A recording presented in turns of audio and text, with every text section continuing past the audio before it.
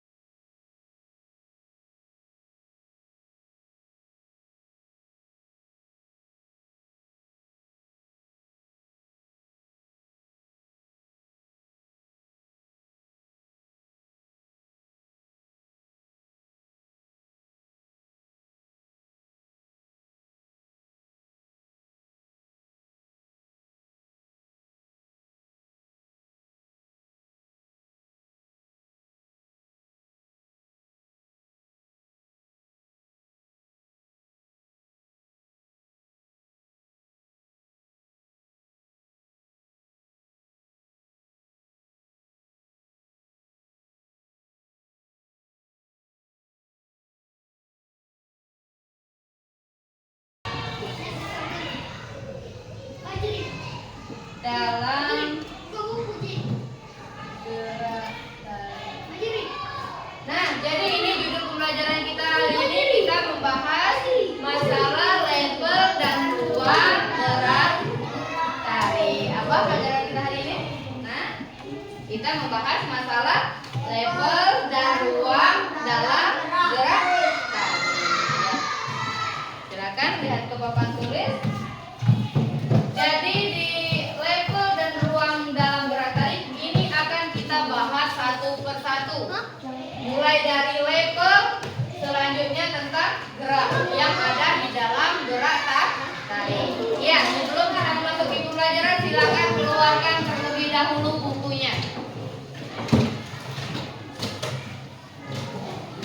Silakan dikeluarkan.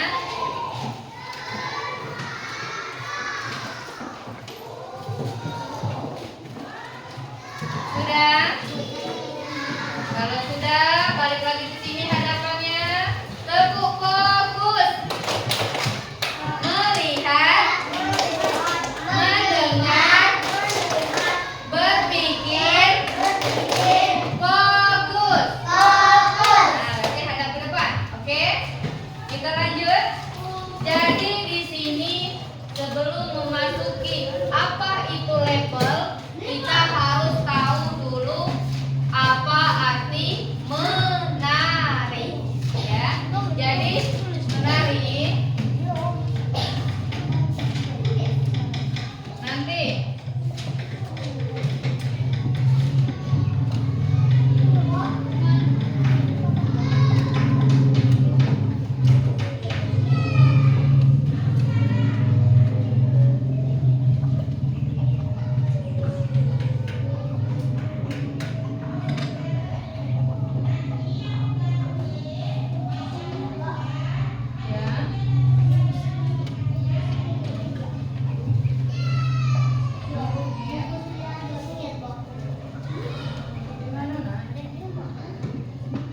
pakai buku mana Braille?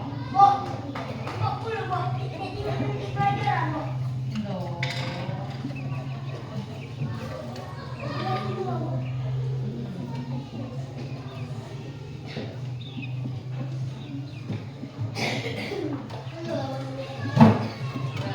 Nah, lanjut. Jadi menari, Aisyah. Hai, Aisyah. Bisa dengar Ibu? Bisa? Menari itu artinya menggerakkan tubuh dengan irama. Jadi tari itu gerakan yang mengikuti irama. Di mana tari itu harus ada iramanya, harus ada musiknya, baru kita bisa mengikuti gerakan atau menyusun gerakan melalui irama tersebut. Itu tari, ya. Paham apa itu tari? Terus penari itu membutuhkan ruang untuk melakukan gerak. Jadi si penari ini perlu adanya ruang. Ya, harus ada ruang. Saat kita menari, kita harus menyiapkan ruang. Selanjutnya, gerakan penari ini ada bermacam-macam.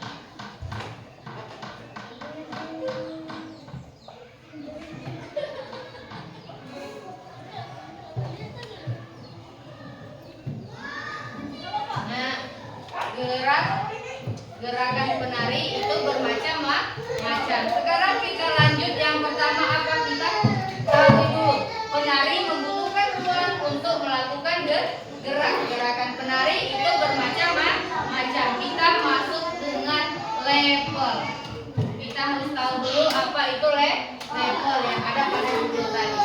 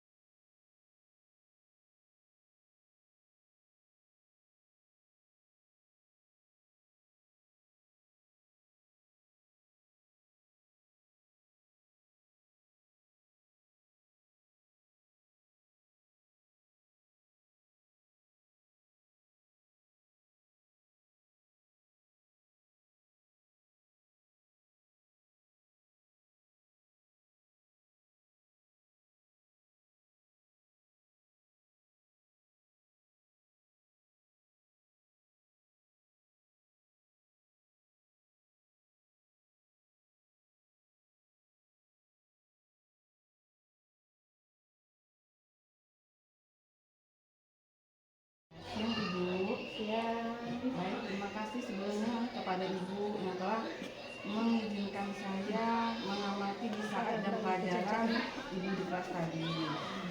Baik, di sini saya akan bertanya kepada Ibu terkait masalah pendengaran kepada siswa yang kurang mendengar di dalam kelas Ibu. Ini Ibu, menurut Ibu, cara mengidentifikasi seorang anak yang bernama Celia ini memiliki hambatan pendengaran di kelas. Bagaimana Ibu cara mengidentifikasinya? Jadi itu biasanya terlihat dari respon si anak yang kurang terhadap instruksi lisan. Nah, si anak ini sering meminta pengulangan atau lebih mengandalkan pengamatan visual dibandingkan dengan suara.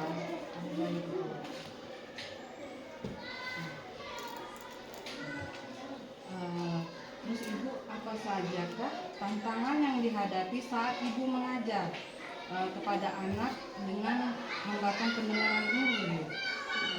Jadi tantangannya itu seperti memastikan anak memahami materi dengan baik, terutama jika metode pembelajaran lebih banyak menggunakan penjelasan verbal. Menurut Ibu, metode apa yang digunakan untuk membantu Celia ini, Ibu, agar memahami pelajaran di saat Ibu mengajar? Nah, jadi untuk metode apa yang digunakan, saya ini menggunakan metode visual seperti gambar, tulisan di papan, serta gerakan atau bahasa tubuh untuk memperjelas penjelasan. Apakah ada Ibu penyesuaian dalam penyampaian materi pembelajaran untuk anak Celia-nya ini, Ibu? Ya, saya berbicara lebih jelas, perlahan, dan menghadap langsung ke anak agar mereka bisa membaca gerak bibir dari kita. Terus Ibu, bagaimana interaksi Celia ini dengan teman-teman di kelas? Ya, reaksinya si Celia ini umumnya baik, tetapi perlu dibantu agar teman-temannya memahami cara berkomunikasi yang tepat kepada si Celia, seperti berbicara sambil berhadapan. Terus Ibu, apakah sekolah ini menyediakan fasilitas khusus untuk anak dengan hambatan pendengaran ini, Ibu? Ya, beberapa sekolah ini menyediakan alat bantu dengar atau pendamping khusus. Namun tidak semua sekolah memiliki fasilitas yang lengkap. Harapan Ibu terhadap perkembangan Celia ini gimana Ibu untuk kedepannya? Jadi saya sangat berharap Celia itu bisa belajar dengan optimal. Dia percaya diri dan mampu berinteraksi dengan baik di lingkungan sekolah maupun di lingkungan masyarakat. Itu harapan saya. Ya, terima kasih. Baik, terima kasih Ibu. Banyak terima kasih Ibu atas waktunya. Informasi ini sangat membantu saya dalam melaksanakan tugas observasi pembuatan laporan. Sekian dari saya. Wassalamualaikum warahmatullahi wabarakatuh. Waalaikumsalam warahmatullahi wabarakatuh. Izin Ibu. Ya, silakan.